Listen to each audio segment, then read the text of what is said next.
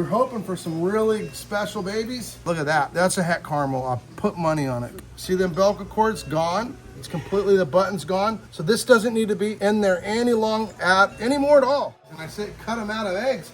Some of them are already out, but the problem is some of them don't make it. These were Father's Day babies. Oh, so we got 3 clutches. They're Sunday snakes. We're hoping for some really special babies. We'll see what they are.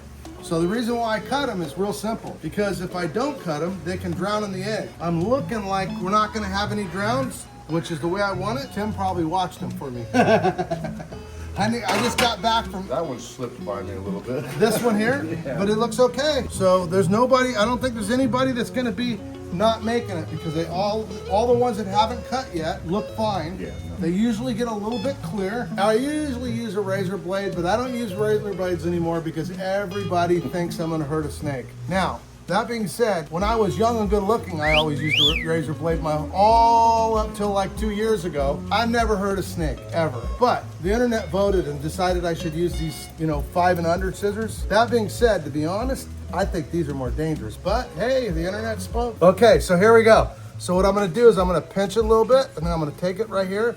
Now this one we're hoping for a real special clutch, but so far it's not looking real promising. It's definitely the right father. Ooh, I say that. Look at this snake. That's funny. So there it is. It's definitely, it's not a tiger, but it's a beautiful, beautiful het rainbow. Hopefully, somehow, we'll end up with a rainbow, but it's not looking good. But there's another for sure het rainbow. Did you see a tiger in here, Tim? 2 or 3. Okay. So like Tim said, it's probably not a het rainbow female that we hoped it was, but it was an albino pos het rainbow that's proving out to not be rainbow. I haven't seen a tiger yet, Tim. I don't know.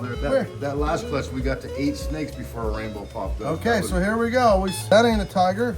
That ain't a tiger.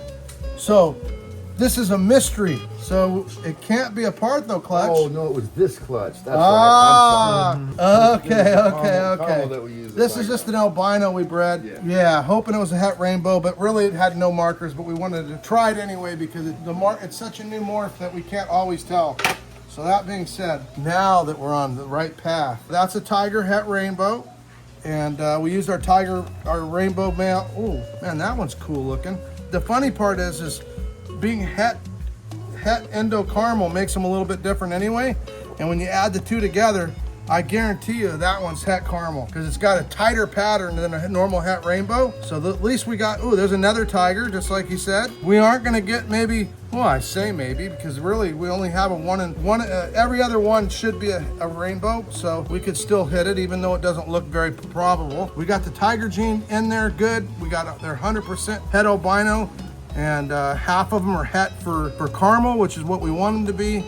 And wow, look at that. That's a het caramel. I'll put money on it because it's got the crazy tight pattern that caramels have. Yeah, and that one's probably just a normal het albino. This is probably a normal het albino. I know that sounds crazy that we could know that. It's just the way it is when you do it. When you breed them long enough and make enough unique babies, you start putting together what each gene looks like, even though you're not supposed to be able to tell. So this is another one that's probably going to be het on the caramel end of it because it's got a lot tighter pattern in the back. A lot of that is traditional with the het being het for rainbow.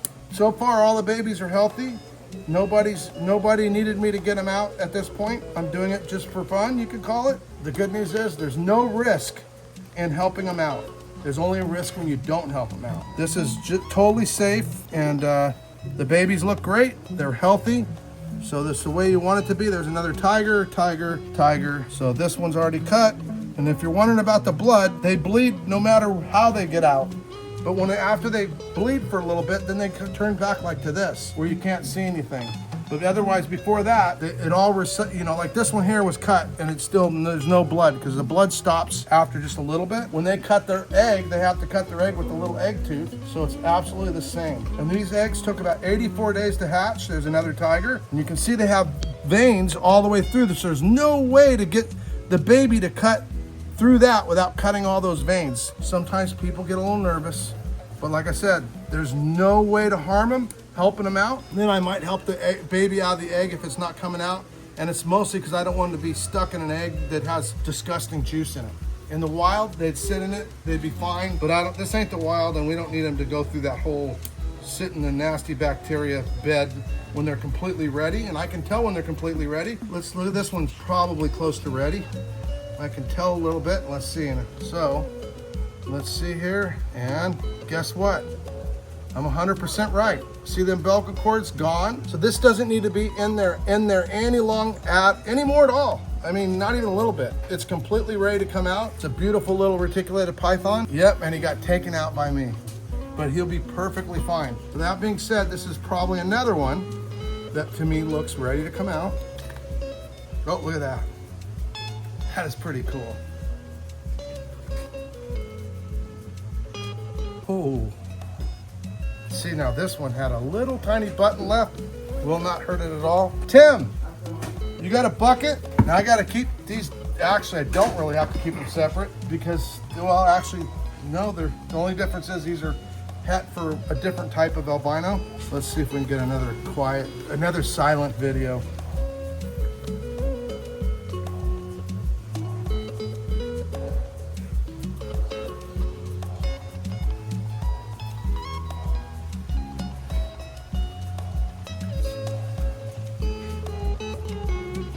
Whoa.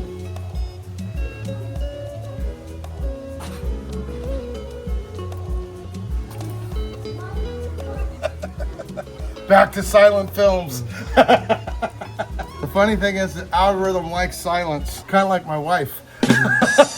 Let's see here. Let's see if we can do one more silent exit.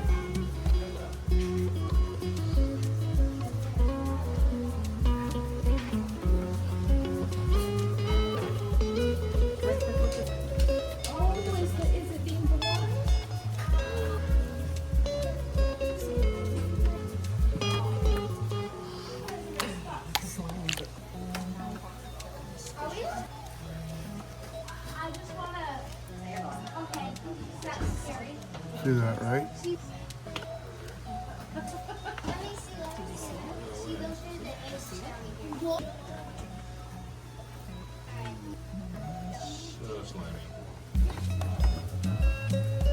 Is it gross? Are you talking about me?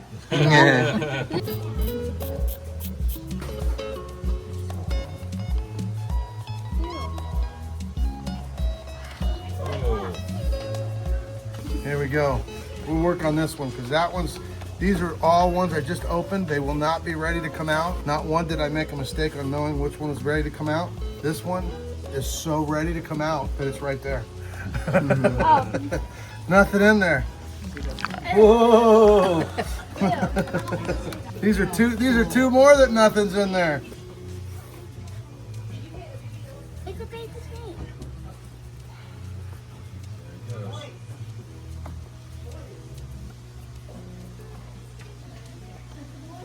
Ooh. Okay, I need another bucket. I guess it doesn't matter. You're smart enough. Baby snake. All of its brothers and sisters are crawling out everywhere. This one here, we want to make sure it comes out safe and sound. It's probably overdue to come out. Come on. Come see the world. Oh, look at that.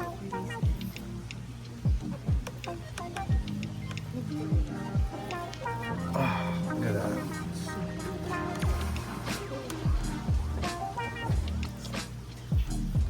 This egg, most people would have given up on. See, it's all dead on this whole side, is dead and hard. Tim knows better. Don't give up ever. Whoa, there, look at that.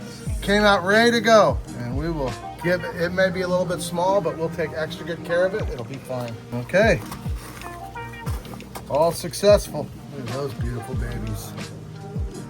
Ultra, a sun platy, golden motley, phantom. Yeah, it's got all kinds of stuff on it. We don't even know who the dad was, but we know the dad had to be a platinum. That's an ultra, isn't it? That's for sure.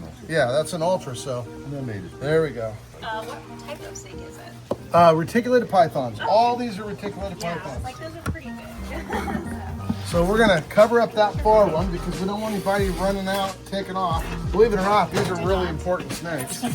They're all important, but these ones are important for their, these ones even have special genetics, but not as uncommon as that one. You can see all the cuts. Look at this. This snake worked real hard at getting out. So I'm gonna show you really close. So this one's gonna be ready to come out, but see, it cut. And then we cut it just to make sure that it doesn't, because they can cut a whole bunch of little cuts and still get stuck in the egg. This one's obviously ready to come out. 90% chance anyway. We'll see in a minute. So, whoop. And if it's not, we can just tuck it back in, and it is ready to come out. So we're keeping these separate because these ones, this guy will bite you. See that? He came out of there ready to defend himself. They have to defend themselves because in the wild, everything eats a baby snake. Yeah. Even rats and mice and birds and so many kinds of animals, small feline type cats. Even though these will be apex predators, adults, they're very vulnerable at this age. And the good news is we have a super high success rate because what I'm doing, helping them out. So when they cut themselves, like that one has been cut, it's sitting there cut for a while. So that snake, when they start breathing air, they start absorbing the yolk. So until they start breathing air, they don't usually absorb yolk. Sometimes the egg's kind of hollow inside and they make a little tiny cut and it fills with air and they breathe that air. Then you can let them out immediately because they've already absorbed the yolk. When they cut themselves, they bleed. There's no way not to bleed. If they don't bleed, they're not alive. That's one of the first things you can tell is when you cut them, if there's no blood, it's really a bad sign. So these, for instance, there's no veins left at all because after they start to breathe and soak in everything, the veins all just collapse and turn into nothing. There's no sign that they even had veins as soon as the egg is hatched. See, this is how they drown. This one made a hole. It's got a hole in it. That could create a problem because what it does, it starts to breathe and then gets on the other end of the egg and there's no air at all. And so this is like the exact type of one that you really want to help out because it didn't properly get a way out. It's fine because, see the blood? Yeah. No blood. This is the kind that if you find there's no blood, it's too late. Cutting them can only help. It can never cause a problem unless I was crazy and I just cut them open and tried to yank them out because they still have a big yolk. But I've done this for 25 plus years. The more I think about it, I've done it for about 35 years. I'm getting old. My first clutch was 39 years ago. It was a Burmese python in my backyard. And it was so long ago, the only records there were for hatching eggs was a little book called the Python Manual that they sold. And it was just maybe 25 snakes that they had hatched pythons. And they were, how long, how the temperature and all that. And that book was, I don't even know if it was out the date when I hatched my snakes. So that's how long ago it was. Now everybody knows how to do it if you're comparing in the amount of people that have done it now compared to then. And see, so I like to pull their head out just because it makes me feel safe that it's got a breath of air, everything's safe. These are pretty much straightforward what they're gonna be. So I'm gonna cut these open real quick. Hope you enjoyed it, learning something about these 84 days, reticulated pythons. Some pythons are much less, some are even longer, up to over 100 days for a rock python. So it depends on the kind of python it is. Most of them are about 60 days. So these guys will come out tomorrow. So they'll start coming out tomorrow. They won't, just like I said, as soon as they start breathing air, then they're gonna, there will be no blood here in like 2 hours. Completely gone after they start hatching. And it just subsides. You can see this one had some blood still on it, but it's mostly just on the outside. It could be from one of the other eggs, to be honest. Anyway, hope to see you soon. This is my idea of living the dream, hatching things that have never been hatched before ever. We've had the opportunity to hatch well over 300 world's first snakes that have never been seen in captivity or in the wild, because they all have different variations of wild-caught morphs, we call them. And that's basically mutations that have varying color, kind of interesting, seeing animals that never been seen before. And we do it all naturally. We just let the only thing unnatural about it is we decide who goes with who. We pick the male and the female and then we talk them into liking each other. We play Barry Manilow late at night. Peace out.